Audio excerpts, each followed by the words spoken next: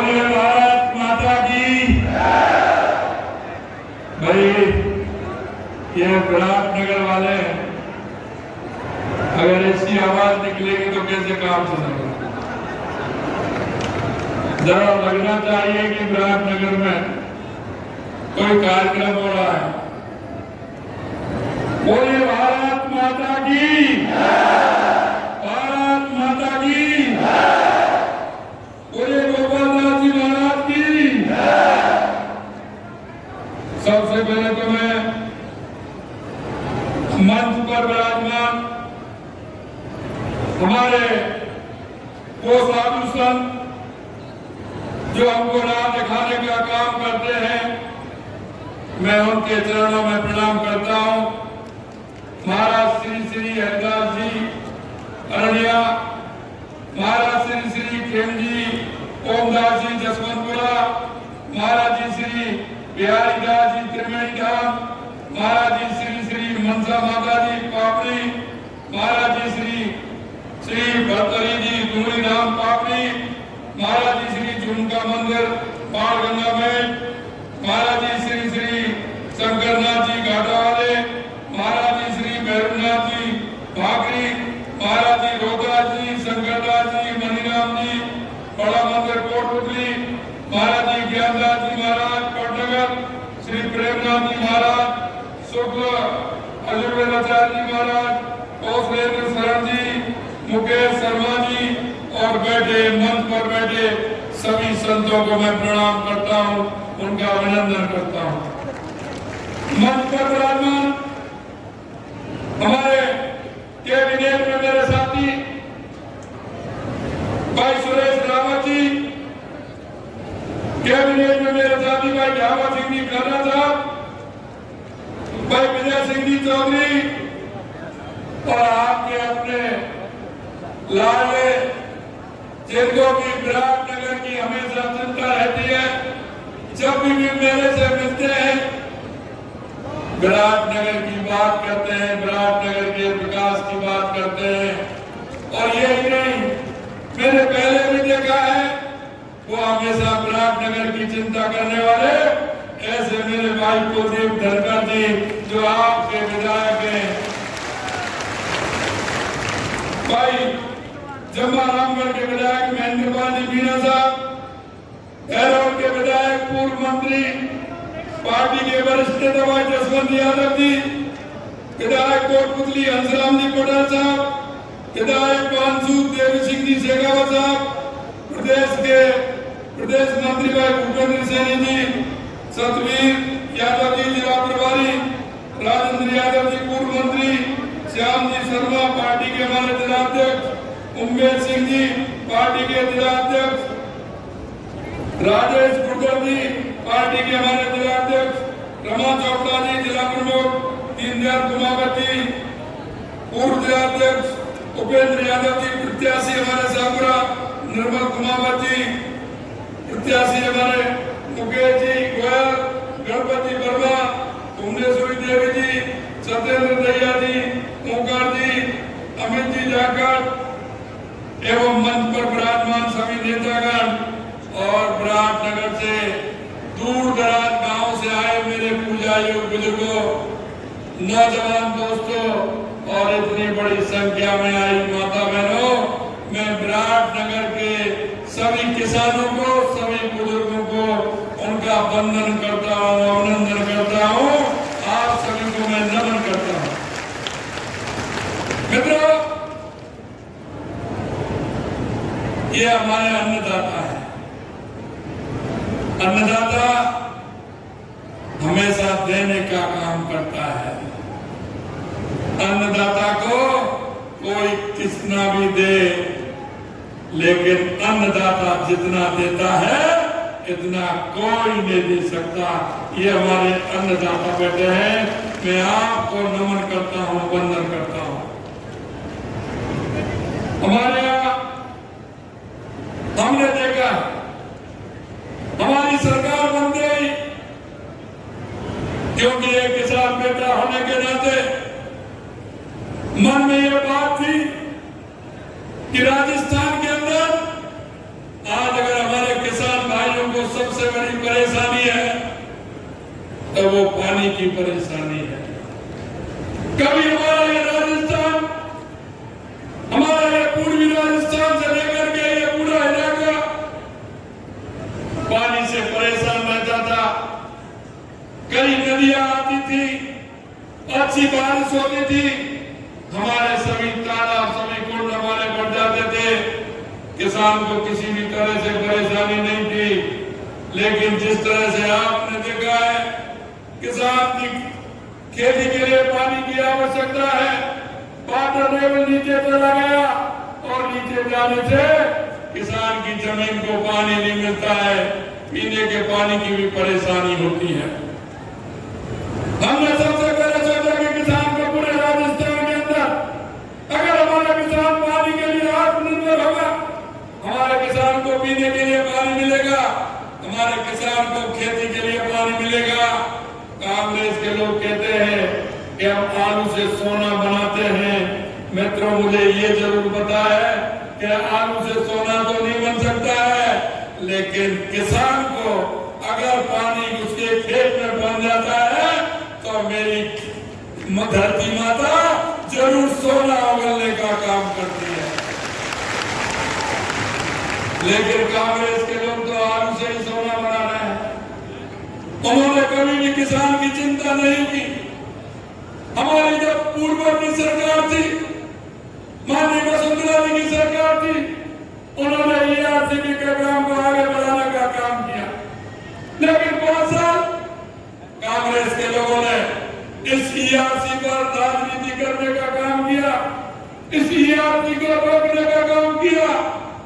लेकिन कभी भी उन्होंने इस राजस्थान के किसानों की चिंता करने का काम नहीं किया।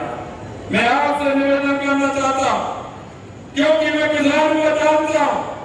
किसान जब आषाढ़ के महीने में बुआई करने के लिए जाता है और घर से जब निकलता है, हमारी माता हमारी बहन जब वो किसान जब घर से बीज लेकर के निकलता है, उसको तिलक करती है और बोली यह कहती है कि आप जाइए खेत में बिजाई करके फसल उगाइए, ईश्वर हमारी मदद करेगा। और जब किसान खेत में पहुंचता है तो सबसे पहले धरती माता को प्रणाम करता है। जब बीज उसमें डालता है तो हमारा किसान कहता है कि हे भगवान, आप हमारे साधु संतों को भी देना, आप पक्षियों को भी देना, आप पशुओं को भी देना और मेरे दर पर आए हुए मेहमान को भी देना और सभी को देना। अरे ये तो वो किसान है जो खेत बोते समय सभी की चिंता करता है। और मैं इतना ही कहना चाहता हूँ, इस किसान को हम क्या दे सकते हैं? ये पूरे प्रदेश का नहीं, पूरे देश का पेट भरने का काम हमारे किसान भाई करते हैं।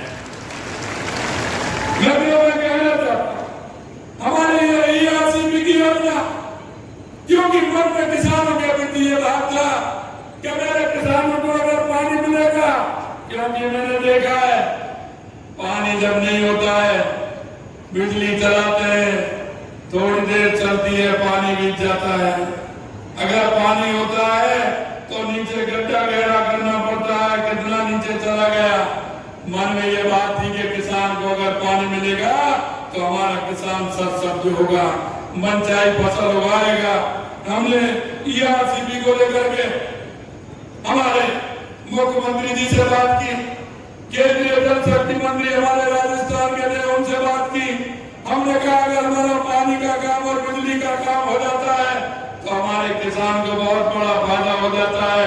क्योंकि हम गांव से आते हैं और चौधरी चरण सिंह जी कहते थे, मैं चौधरी चरण सिंह जी को मैं धन्यवाद देना चाहता हूँ, उनको आज स्मरण करना चाहता हूँ कि चौधरी साहब कहते थे कि जब तक किसान का बेटा ऊंचे पदों पर नहीं जाएगा, जब तक किसान की कोई सुनने वाला नहीं है। और मैं धन्यवाद देना चाहता हूँ चौधरी चरण सिंह जी को, क्या उन्होंने हमेशा किसान की बात। आज आप और हम ट्रैक्टर लेकर कहीं भी निकल जाते हैं, कई तरह का कोई टैक्स नहीं है। किसानों को बैंक से पैसा दिलवाने का काम किसानों के ट्रैक्टर को फ्री करने का काम, किसान की वकालत करने का काम अगर इस देश के अंदर किया तो चौधरी चरण सिंह जी ने करने का काम किया। चौधरी चरण सिंह जी ने अगर तुम्हारा किसान की समस्या को समझने का काम किया तो हमारे देश के पूर्व प्रधानमंत्री अटल बिहारी वाजपेयी जी ने किया, जो किसान प्रधानमंत्री ग्राम सड़क योजना के माध्यम से किसान के हर गांव को सड़क निकालने का काम देश के यशस्वी पूर्व प्रधानमंत्री स्वर्गीय अटल बिहारी वाजपेयी जी ने किया। और किसान की चिंता भी उन्होंने की। किसान की चिंता उन्होंने की कि किसान जब सूद पर पैसे लेने के लिए जाता है, सूद पर पैसे जब लेकर के आता है तो उसको मनमानी ब्याज देनी पड़ती है। उन्होंने किसान क्रेडिट कार्ड देकर के किसान को सम्मान देने का काम किया, तो अटल बिहारी वाजपेयी जी ने किया। अगर उसके बाद किसानों की चिंता की तो देश के यशस्वी प्रधानमंत्री नरेंद्र मोदी जी ने की। 2014 के बाद देश को बदलते हुए भाइयों बहनों आपने देखा होगा, देश को 2014 के बाद अगर परिवर्तन लाना देखा होगा तो देश के यशस्वी प्रधानमंत्री नरेंद्र मोदी जी ने किया है।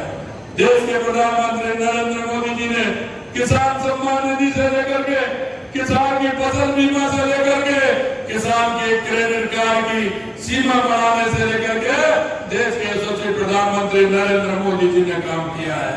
और आप देख सकते हैं 2014 के बाद उन्होंने चाहे किसान हो, चाहे मजदूर हो, युवा हो, महिला हो, उस क्षेत्र में उन्होंने काम किया है। और देश में इतना बड़ा बदलाव, चाहे हमारी गरीब कल्याण की योजनाएं हो, हर गरीब कल्याण की योजनाओं को जोड़ने का काम किया है। चाहे हमारे देश की विकास की कहानी हो, देश में आप देख रहे हैं जिस तरह से विकास देश के अंदर हुआ है, चाहे वो रोडों के क्षेत्र में हो, चाहे रेलवे के क्षेत्र में हो, या चिकित्सा के क्षेत्र में हो, किसी भी क्षेत्र में हो, देश का जिस तरह से विकास हुआ है। हमारी सीमाओं की सुरक्षा, हमारा किसान का बेटा सीमाओं की सुरक्षा करता था। यहाँ तक कि कई क्या होगा, जब 2014 से पहले की अगर मैं बात करूं, हमारी सीमा पर हमारे जो सैनिक थे वो कुछ नहीं कर पाते थे, क्योंकि उनके हाथ बांध रखे थे। यहाँ तक कि हमारे सैनिकों के सरकार करके भी ले गए। लेकिन मैं धन्यवाद देना चाहता हूँ हमारे यशस्वी प्रधानमंत्री नरेंद्र मोदी जी को। उन्होंने सेना का हौसला भी बढ़ाया और उन्होंने कहा कि अगर उधर से एक गोली आएगी तो इधर से भी गोला जाएगा। और उसके लिए आपने देखा है जिस तरह से हमारी सीमाओं को सुरक्षित करने का काम किया है। उनको पता था किसान का बेटा सीमा पर रह करके सुरक्षा करता है। उन्होंने उस बेटे को भी वन रैंक वन पेंशन का वादा देने का काम देश के यशस्वी प्रधानमंत्री नरेंद्र मोदी जी ने किया। यही नहीं मेरे भाई और बहनों, अगर दुनिया में भारत का गौरव बढ़ाने का काम किया तो देश के यशस्वी प्रधानमंत्री नरेंद्र मोदी जी ने किया।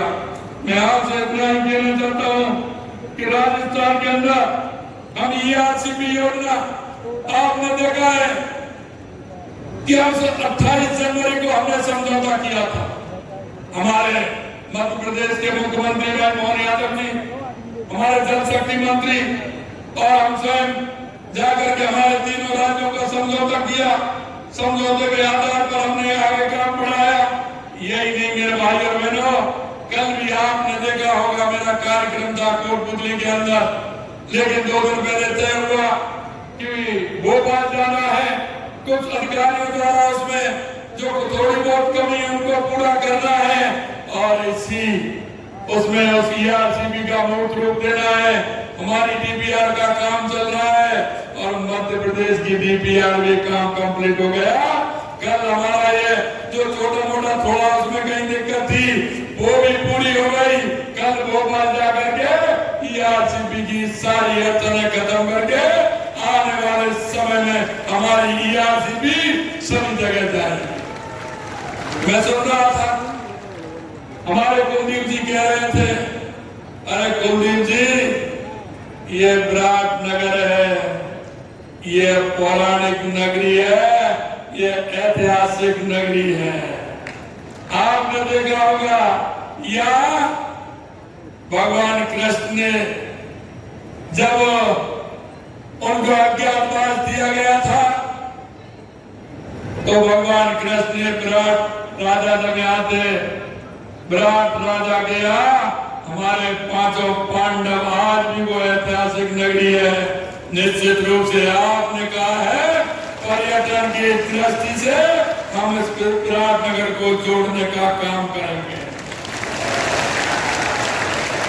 यही नहीं मेरे भाई और बहनों, ये विराटनगर है, ये विराटनगर की धरती है। यहाँ बहुत पौराणिक मंदिर भी है, यहाँ की धरती पवित्र है और यहाँ का पौराणिक से बात करें तो यहाँ बहुत बड़ा इतिहास यहाँ रचा गया है। मैं आपसे इतना कहना चाहता हूँ, ईआरसीपी का जहां तक सवाल है, निश्चित रूप से आने वाले समय में हमारे जो 13 जिले हैं, अभी जसवंत यादव कह रहे थे कि भाई कोटपुंज विराटनगर तक आ गया तो मेरा भी है भैरव। मैंने कहा आप चिंता मत करिए, भैरव हो या मानसूर हो या अलवर हो, ये हमारे 13 जिले इसमें है। इसमें हम ज्यादा से ज्यादा जो हमारे तालाब है, हमारे बांध है, उनको भरने का काम करेंगे। कल मैं मध्य प्रदेश गया था तो आपने देखा होगा जैसे यहाँ किया है, हमारी पार्वती, काली सिंध और चंबल नदियां जो तीन हमारा पीकेसी ईआरसीपी के माध्यम से जो उनमें हमारा पानी आना है, उन तीनों नदियों को जोड़ करके हमारे बांध बनेंगे। उस पानी को यहाँ लाया जाएगा। बीसलपुर बांध के माध्यम से हमारे प्रदेश में चंबल का पानी बहकर समुद्र में चला जाता था, उसको भी हमने किया है कि ज्यादा से ज्यादा हमारे किसानों का लाभ हो। यही नहीं मेरे भाइयों बहनों, हमने राजस्थान के संदर्भ में सोचना है। राजस्थान की हमारी उपजाऊ भूमि है, हमारी जमीन उपजाऊ है। आपने देखा होगा ये कांग्रेस के लोग हमारे झावादी कहते हैं, शेखवादी से आते हैं। इन कांग्रेस के लोगों ने कई बार सीकर, झुंझुनू और चूरू में मुहूर्त भी कर दिया था कि यार यमुना का पानी जब चुनाव आते हैं तो एक धोखेबाजी करते हैं। इन्होंने कई बार मुहूर्त कर दिया।